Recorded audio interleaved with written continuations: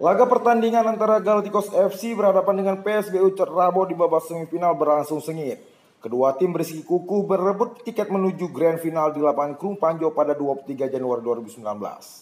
Kemenangan dari 2 gol yang dicetak oleh Jeb Boateng meloloskan Galacticos FC menuju ke grand final pada event Krung Panjo Damai Cup 2019. Ya, penampilan hari ini sangat memuaskan. Anak-anak Galacticos menjalankan instruksi yang saya berikan, itu mencetak gol cepat mungkin, walaupun golnya babak kedua.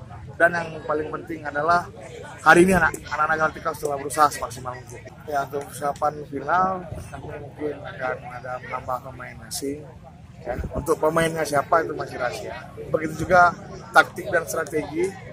Sementara itu panitia pelaksana memastikan final akan digelar pada Jumat ini. Kita akan siapkan sesuatu itu lebih baik dan kita berharap semoga final nanti bisa berjalan dengan lancar, aman.